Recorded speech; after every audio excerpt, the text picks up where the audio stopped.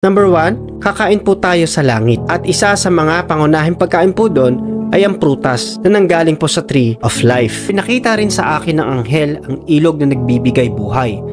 Ang tubig nito ay kasing linaw ng kristal at dumadaloy mula sa trono ng Diyos at ng tupa.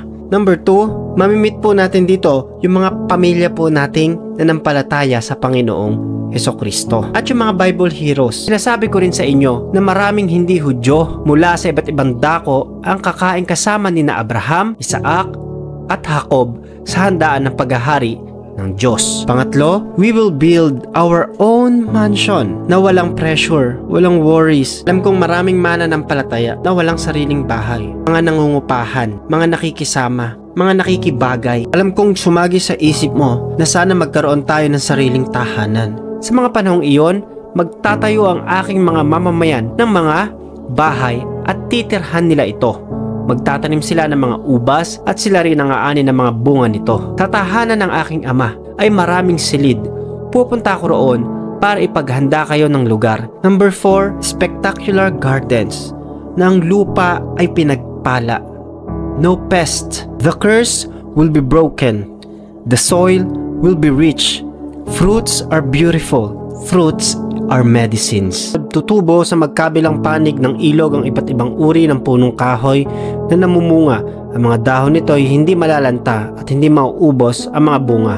Mamumunga ito sa bawat buwan dahil dinadaluyan ito ng tubig mula sa templo. Ang mga bunga nito ay pagkain at ang dahon ay gamot.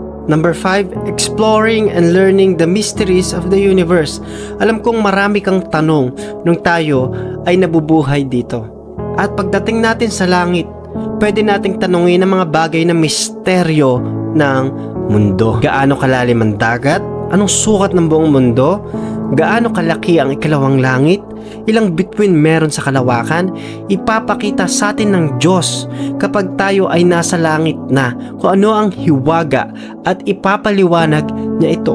Number 6, be with Jesus. Habang buhay na nating kasama ang ating tagapagligtas, yung umako ng ating kasalanan na dapat tayo yung maghihirap.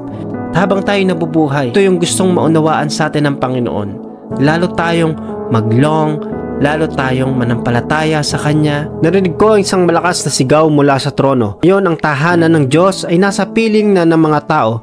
God bless kapatid. I pray na lalo kang lumalim sa pagkakilala sa ating Panginoon. Tubayan ka ng banal na Espiritu. Lalo mong maunawaan ang meaning ng buhay. Sapat na po yun para talikuran natin yung ating mga nagagawang kasalanan kung meron pa.